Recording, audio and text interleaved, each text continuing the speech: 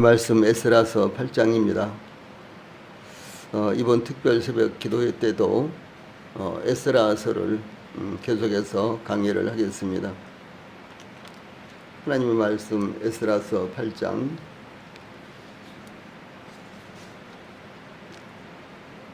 15절부터 20절까지 봉독을 해드리겠습니다. 하나님의 말씀 에스라서 8장 15절부터 20절까지 제가 봉독을 해드리겠습니다. 지금 봉독합니다. 내가 무리를 아하와로 흐르는 강가에 모으고 거기서 3일 동안 장막에 머물며 백성과 제사장들을 살핀즉 그 중에 레위 자손이 한 사람도 없는지라.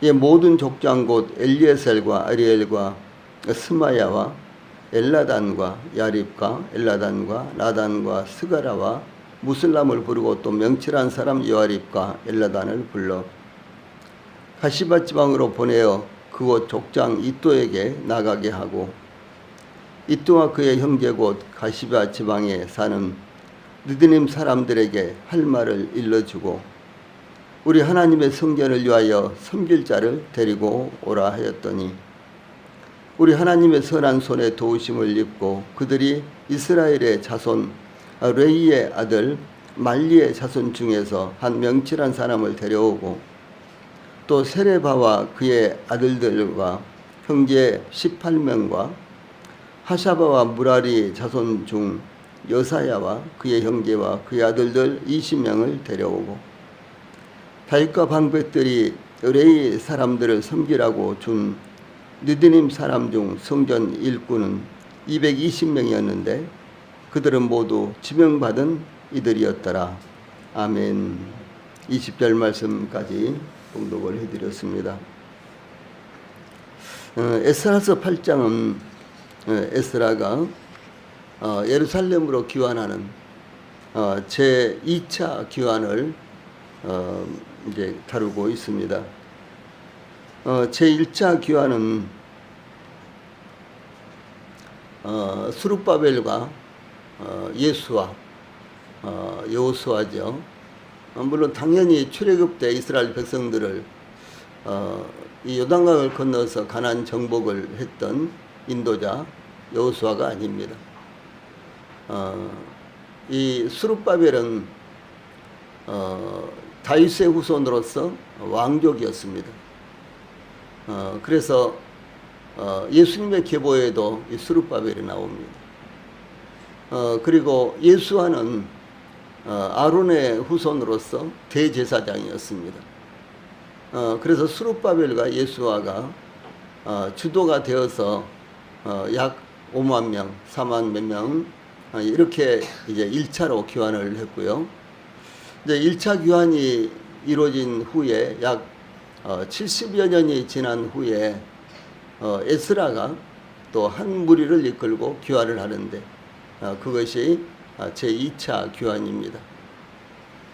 그리고 제2차 귀환이 이제 이루어진 이후에 제3차 귀환이 있었는데 제3차 귀환은 느헤미야가 또 한 무리를 이끌고 귀환을 하죠. 그래서 스룹바벨과 예수아가 1차 귀환을 한 것은 예루살렘 성전이 완전히 무너졌었잖아요. 바벨론에 의해서. 그런데 그 성전을 다시 짓기 위해서, 재건하기 위해서 귀환을 했고, 그 다음에 이제 에스라가 귀환한 것은 성전은 건축을 했는데, 그래서 그 내용이 이제 1장에서 6장까지 나오죠. 그리고 이제 7장에 가서 에스라가 귀환하는 이와 같은 내용이 나타나고, 그래서 에스라는 어떤 사람인가 이런 내용이 에스라서 7장에 나타납니다. 그래서 이제 에스라는 성전이 재건되었으니까 그 성전에서 하나님 앞에 정상적으로 예배가 드려져야 되고, 그리고 이스라엘 백성들, 그러니까 귀환한 백성들은 하나님의 율법에 따라서 하나님을 섬겨야 되겠죠.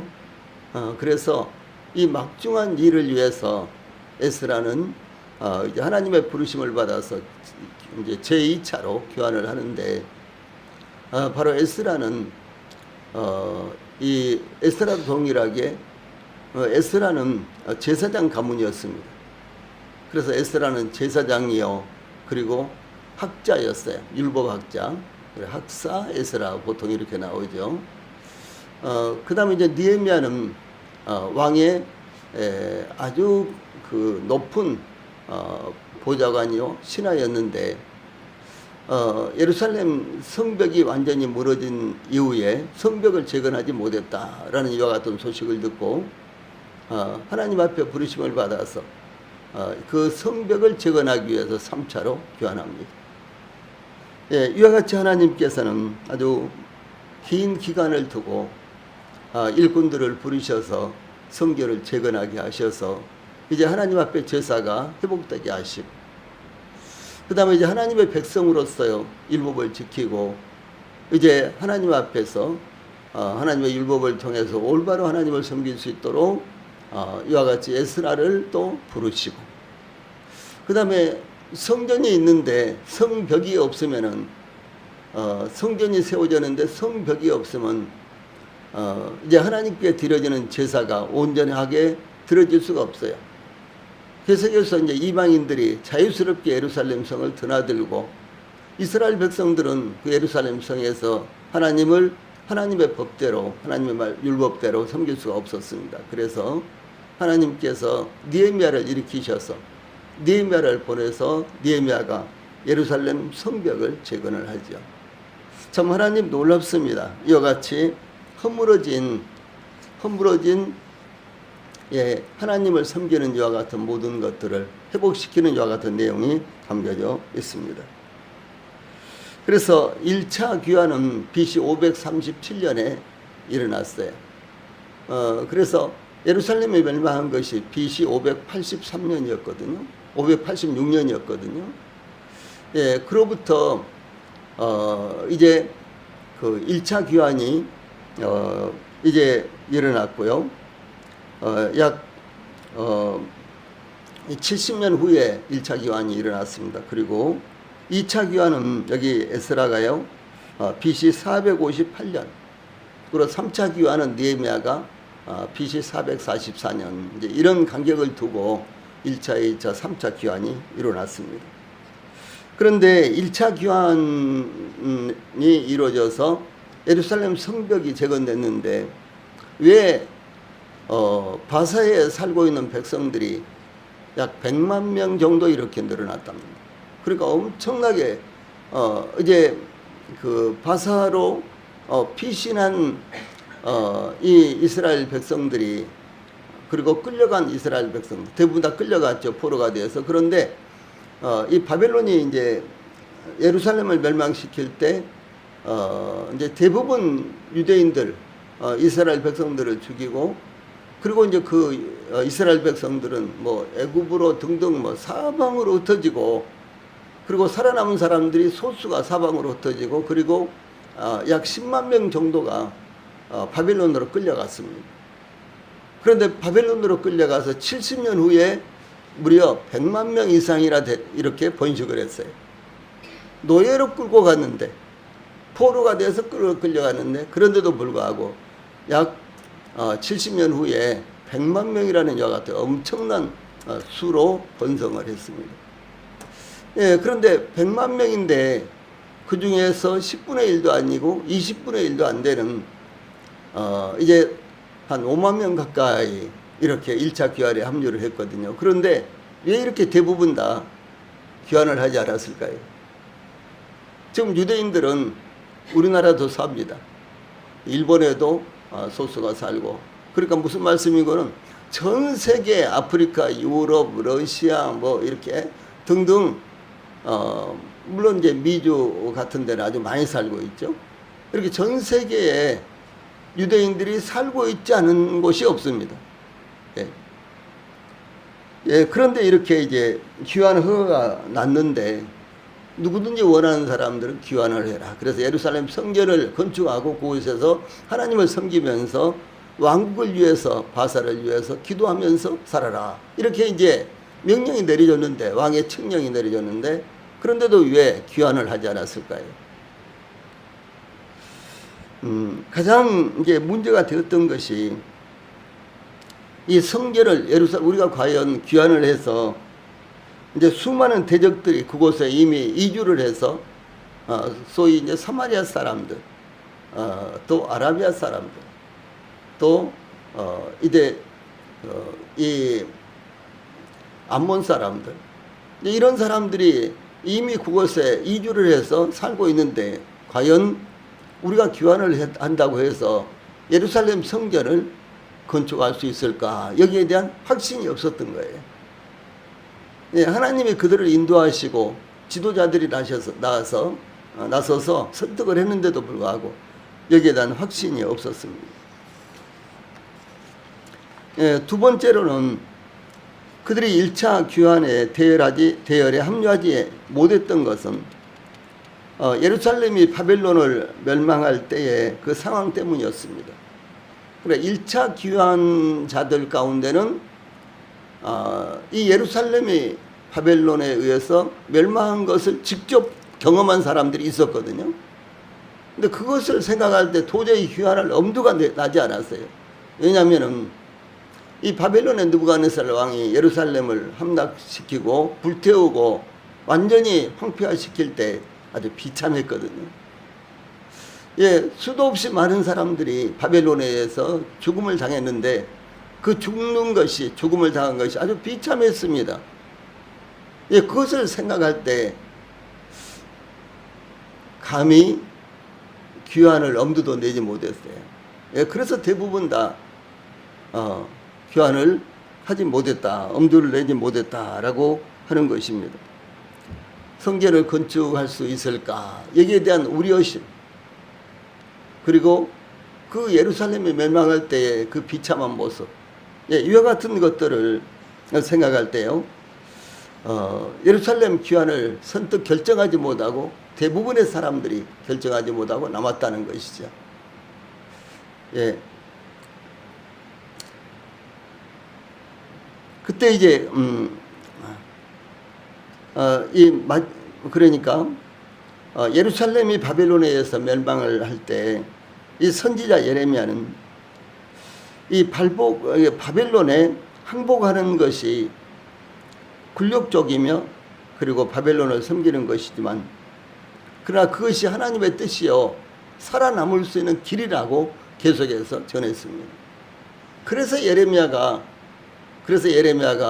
자기 민족들에게 박해를 당한 거예요. 소위 예레미야 1장부터 예레미야가 55장까지 있잖아요. 그런데 1장부터 이렇게 읽어보면은 예레미야가 계속해서 이 박해를 받고 핍박을 받으면서 예, 그 일로 말미암아 이제 하나님께 울부짖으면서 그렇게 자기의 생애를 보냅니다. 또 그 당시에 거짓 선지자가 너무너무 많았어요. 지금 상황은 어떻습니까? 아마 예레미야가 활동할 때보다도 더 많은 거짓 선지자들이 완전히 기독교를 장악을 하고 활개치고 있다고 저는 생각을 합니다. 예. 이것이 구원의 길이다라고 하면서도요, 구원의 길을 전하는 이와 같은 하나님의 종이라고 자처하는 사람들이 거의 없습니다. 예. 하나님의 말씀을 가르치는 것은 방송을 통해서, 인터넷을 통해서, 교회를 통해서, 예, 각가지 신학교를 통해서 얼마나 많은 기관들이 있습니까? 얼마나 많이 다양한 매체들을 통해서 하나님 말씀을 전합니까? 예, 그러나 올바른 하나님 말씀을 올바르게, 하나님의 복음을 올바르게 전하는 곳은 거의 없다는 사실을 우리가 항상 느끼고 있지 않습니까? 예레미야서 27장 6절로 8절 그리고 12절에는 이런 내용이 나옵니다.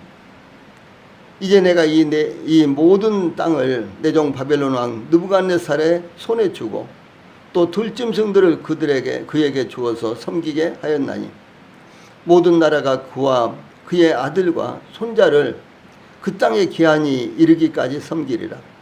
또한 많은 나라들과 큰 왕들이 그 자신을 섬기리라. 여호와의 말씀이니라. 바벨론 왕 느부갓네살을 섬기지 아니하며 그 목으로 바벨론의 왕의 멍에를 매지 아니하는 백성과 나라는 내가 그들이 멸망하기까지 칼과 기근과 전염병으로 그 민족을 벌하리라. 내가 이 모든 말씀대로 유다의 왕 시드기야에게 전하여 이르되 왕과 백성은 바벨론 왕의 멍에를 목에 메고 그와 그의 백성을 섬기소서. 그리함은 사실이다. 예, 이렇게 예레미야는 하나님 말씀을 전했습니다. 그런데 이 시드기야가 유다의 마지막 왕이었죠. 그런데 시드기야의 마음이 동했어요. 예레미야가 참 선지자라면 그 말을 드려야 된다. 그런데 이 주변에 있는 강경한 왕의 신하들과 그리고 거짓 선지자들은 예레미야가 거짓말을 한다. 하나님은 절대로 예루살렘에 멸망하지 않는다고 말씀하시는데 예레미야가 저 바벨론 사람들의 돈을 받고 녹을 먹고 첩자가 되어서 지금 거짓말을 한다. 이렇게 말을 한 거예요. 그러니 당연히 왕이 그 말에 현혹이 돼서 결과적으로 예레미야를 박해하는 것을 이제 모르는 척 이렇게 용납을 하게 된 것입니다.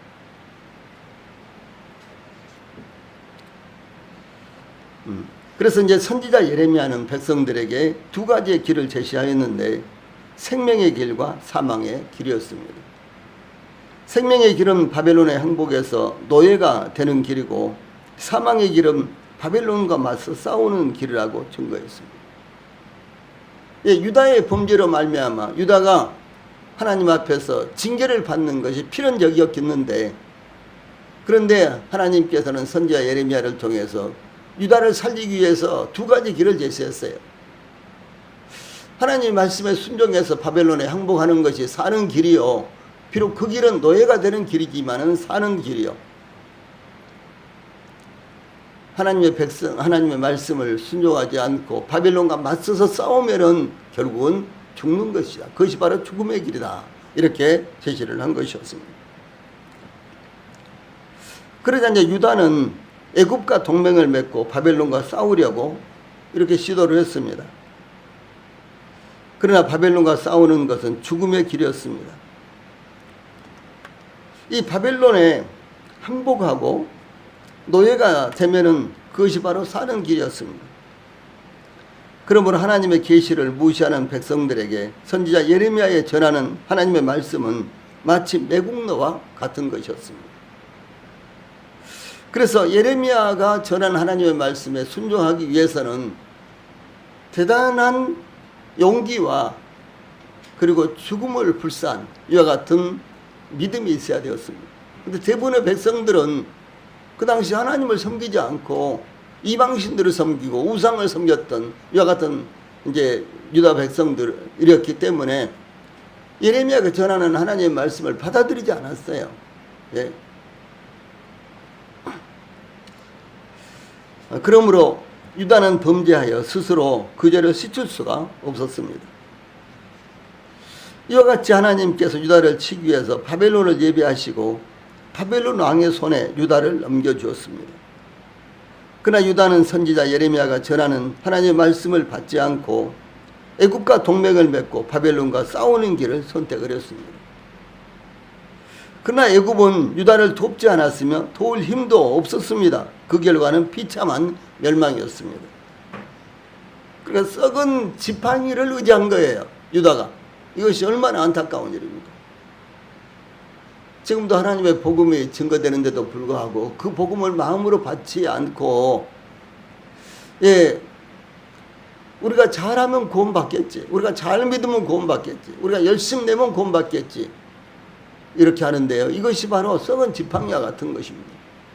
그건 아무리 그 지팡이는 아무리 멋있어 보이고 힘 있어 보여도 그것은 짚으면은 바로 부러져 버리는 아무 쓸모없는 이와 같은 썩은 지팡이와 같은 것입니다. 그와 같은 사람들이 우리 주변에 얼마나 많이 있습니까? 요즘은 심지어 기독교가 이 세상에서 마치 버림받은 이와 같은 종교가 되어서요. 사람들이 기독교를 귀하게 여기지도 않습니다. 요즘은 그런 시대가 되어버렸어요. 또 기독교인들 스스로 하나님의 말씀을 바르게 받지를 않습니다. 예? 하나님의 말씀이 전해지는데도 불구하고 자기 취향에 맞는 것만 골라서 받아들이는 거예요. 예. 하나님의 말씀은 모두 다 똑같은 하나님의 말씀입니다. 심판을 말씀하고 있는 이와 같은 채찍의 말씀도 하나님의 말씀이요, 우리의 구원을 이야기하는, 구원을 선포하는 이와 같은 말씀도 동일하게 하나님의 말씀입니다. 그래서 저희들의 기호에 맞든 틀리든 간에 하나님 말씀이 전해지면 무조건 우리는 받아야 되는 것입니다. 그런데 오늘 시대는요, 기독교인들도 아직까지도 그렇지 않다는 것이죠. 자기들에게 맞는 것만 받아들이고 자기 기호에 맞는 것만 받아들이는 그와 같은 시대가 되어버리고 말았습니다.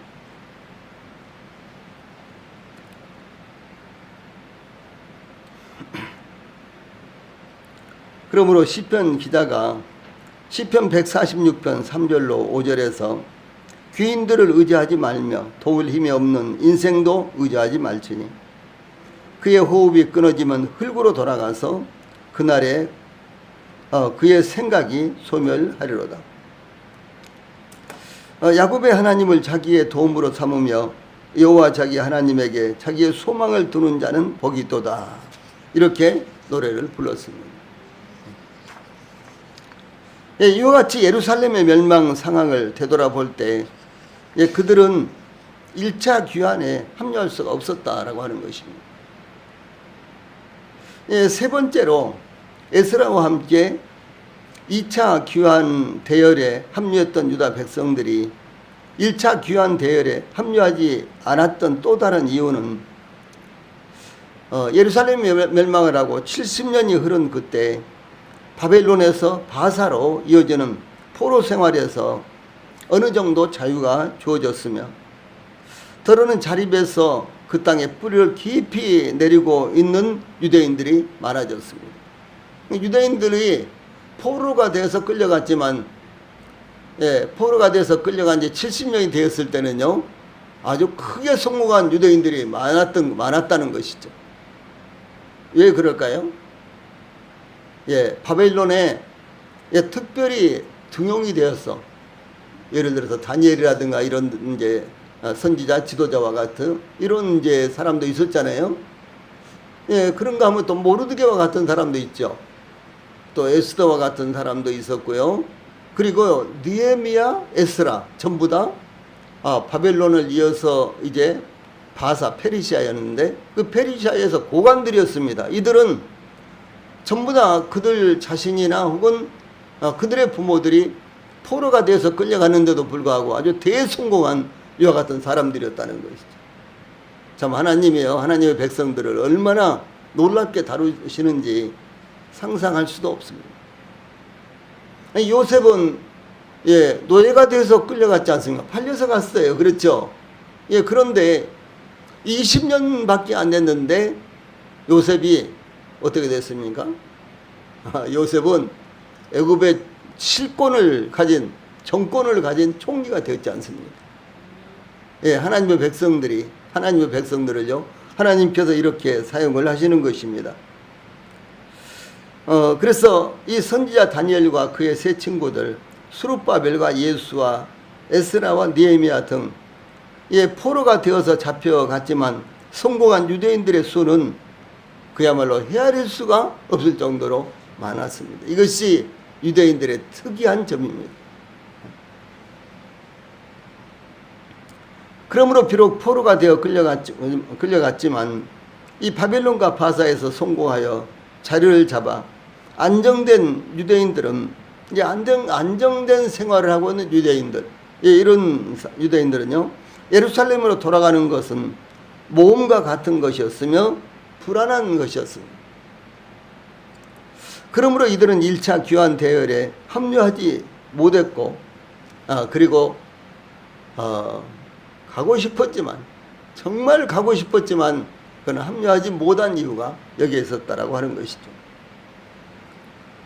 그러나 이제 제1차 귀환자들이 성공리에 귀환하여 성전을 재건했다는 소식이 들려왔습니다. 그리고 성전에서 하나님 앞에 제사를 드리고 있다, 예배를 드리고 있다, 이런 소식이 그들에게 들려왔어요. 그들이 비록 저 바벨론 바사에 있었지만, 그리고 그 바벨론 바사에서 그들이 안정된 생활을 하고 있었지만 그들의 마음이요 두근거렸습니다. 그들의 마음이 정말로 두근거렸어요. 그 소식을 듣고 그들의 마음이 정말로 두근거렸습니다.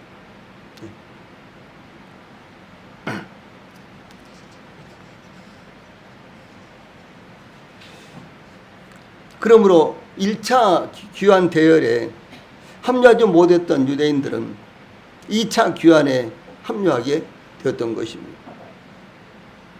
그러나 바사에 남아있는 유대인들은 여전히 많은 수였다라는 것이 에스더서에서도 밝혀지고 있는 것입니다.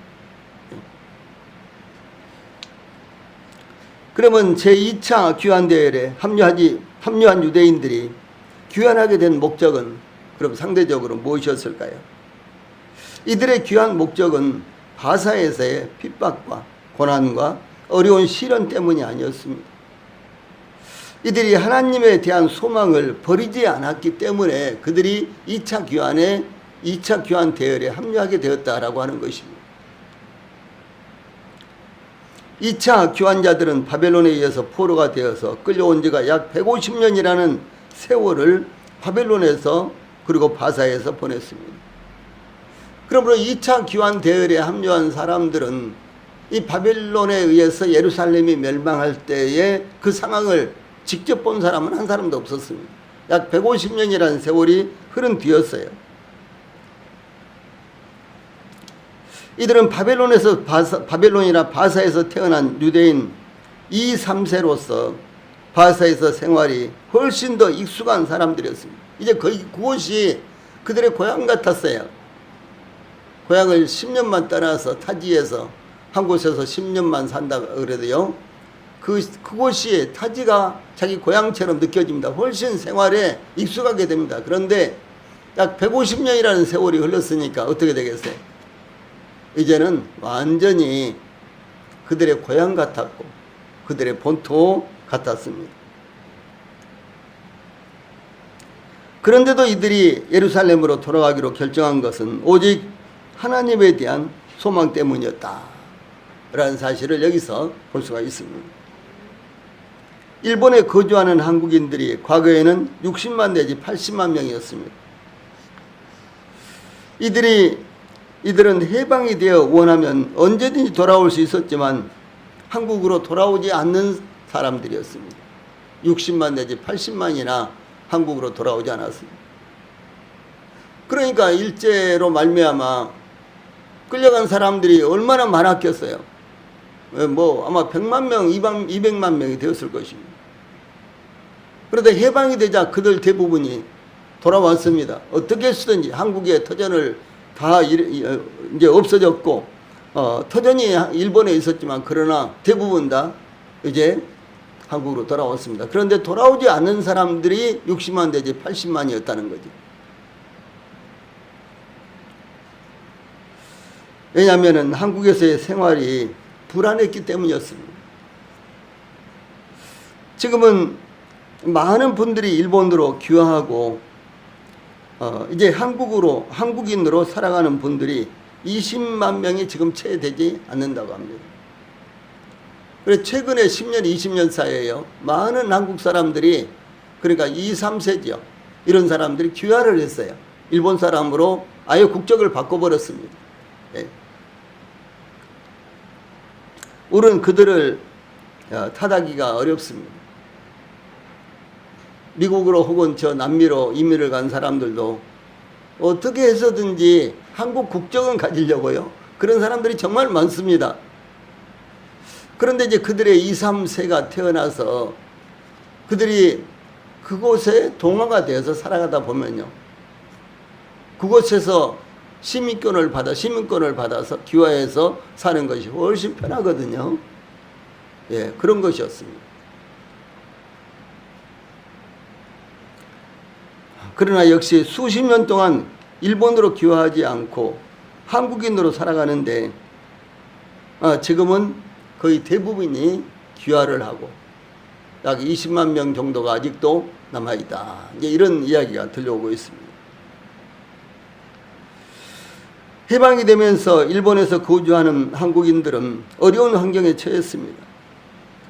일본으로 귀화하면 생활하기가 편했지만 귀화하지 않으면 억압당하고 때로는 추방까지 당했습니다. 대기업이나 공공기관에 취업할 수도 없었습니다. 그러므로 제1교포 대부분은 장사를 하거나 도박업, 빠칭코라고 하죠. 이런 것들 대부분 다 제1교포들이 지금 하고 있습니다. 이것은 아주 오래됐습니다. 그래서 지금까지도 대부분 한국 사람들이 일본에 빠칭코 이런 거 전 아무튼 잘 모르겠는데 일본에 가면은 어느 도시를 가거나 여기저기 아주 많은데요. 그 시내의 가게에 이렇게 아무튼 거기서 이런 노름을 하는 자세히 제가 표현이 안 돼요. 잘 몰라가지고 그런 곳이 아주 많습니다. 그것을 대부분 다 교포들이 운영을 하고 있습니다. 또 혹은 또 조직 폭력배와 같은 쪽으로 흘러갔습니다. 더구나 한국 정부에서 그들을 돌보지 않았기 때문에 버려진 느낌을 당하고 있었습니다. 그러므로 최근 40년 동안 일본인으로 30년, 40년 동안 일본인으로 귀화를 하는 편을 택한 이와 같은 교민들이 아주 급격하게 많아지고 있습니다. 제가 이렇게 말씀을 드리고 있는 것은 이 바사에서 머물고 있는 유대인들의 형편을 생각해 보게 하는 것입니다. 바사에서 살고 있는 유대인들이 안정적으로 정착하여 뿌리를 깊이 내리고 있었는데도 귀환을 선택했던 것은 하나님에 대한 소망 때문이었습니다. 150년이나 흘렀는데 그런데도 불구하고 예루살렘으로 귀환하려고 하는 것은 오직 하나님에 대한 소망 때문이었습니다. 하나님에 대한 소망은 민족적인 자긍심과 정체성을 의미합니다. 그들이 그것으로 그들이 편안한 삶을 뒤로하고 귀환의 대열에 합류하게 되었던 것입니다. 그래서 여기에 8장에서도 그리고 에스라서 2장에서도 귀환한 명단들이 귀환자들의 명단을 아주 세밀하게 적고 있죠. 그것은 이런 측면에서 볼 때요 참 위대한 내용입니다. 이들이 얼마나 위대한 결정을 했는가, 이들이 얼마나 하나님의 나라 이스라엘을 사랑했는가, 이들이 얼마나 아주 자유스럽게 예루살렘에서 하나님 앞에 제사를 드리는 것을 원했는가, 그것은 자신들이 오랫동안 일궈온 그 터전들을 전부 다 포기할 만큼 더 강렬했던 것입니다. 우리 성도님들, 저희들도 하나님을 섬기는데 여러 가지 제약을 많이 받습니다. 요즘 세상이 하나님을 섬기는 것보다도 하나님을 섬기지 않는 것이 훨씬 더 행복하고 잘 나가는 것처럼 즐거운 것처럼 행복한 것처럼 보이는 것입니다. 그러므로 세상의 눈으로 보이는 이와 같은 것들을 포기하는 것은 쉬운 것이 아닙니다. 그런데도 불구하고 이와 같이 세상적인 것들을 포기하고 우리가 하나님을 믿는 믿음을 갖는 이유가 무엇이겠습니까? 그것은 바로 우리의 소망이 오직 하나님께 있기 때문입니다. 그러므로 우리 성도들이 여러 가지 세상에 유혹이 많이 있지만 그러나 오직 우리의 소망은 하나님이시다 라는 사실을요 기억을 하시고 하나님을 섬기는 일에 더욱더욱 힘을 내시기를 바랍니다. 기도하시고 마치겠습니다.